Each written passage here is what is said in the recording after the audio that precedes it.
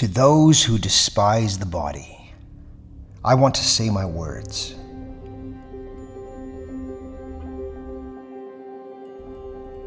I do not think that they should learn differently, and I do not think that they should teach differently.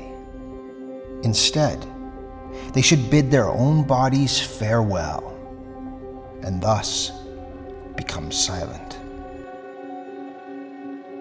I am a body, and I am a soul. So speaks a child. And why shouldn't one speak like children? But the awakened one, the one who really knows, says, "Body am I entirely, and nothing else. And soul is just a word for something about the body." The body is a great sensorium, a multiplicity with one sense, a war and a peace, one herd and one shepherd. Your little reasoning capability, that thing that you call spirit, you know, your thinking self, that is also just a tool of your body, my brother. It's a small thing to your great reason. To your great reason, it's just a thing for small work and small play. Quote, "I," you say, and you're proud of this word. You're proud of your great I. But what is even greater is that thing in you in which you do not want to believe, your body and its great sensorium. It does not say I, but it does I. What your senses feel and what your psyche thinks, that is, what your spirit knows, in and of themselves, there will never be an end to what they think and what they sense. And they're so vain, they would just love to persuade you that they are an end of all things. But to the real self, to the body, your senses and your psyche, that is your spirit, these are just work and plaything tools. Behind those senses lies the real self. And the real self behind these things, it uses your senses. It looks through the eyes of your senses. And it listens with the ears of your spirit. It listens with the ears of your psyche. Always the self behind these things is listening and seeking. It compares, compels, conquers, and it destroys. It is the ruler of your so-called ego. It rules.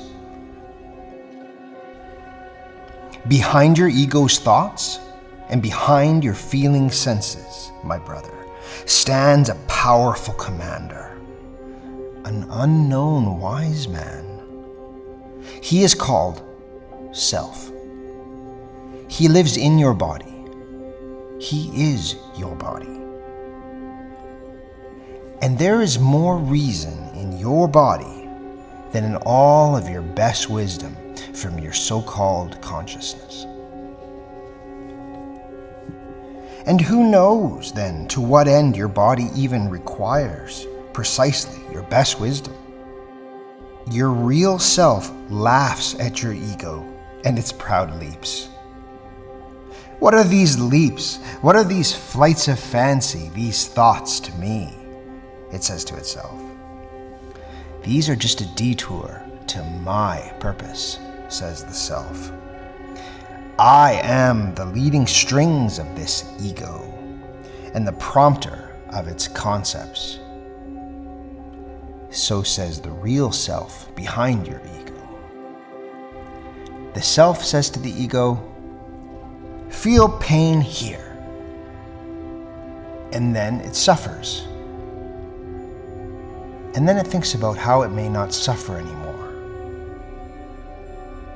And just for that purpose, it is supposed to think that way. The self also says to the ego, feel pleasure here. Then the ego is pleased and reflects on how it might feel more pleased more often. And for that purpose, it's supposed to think that way.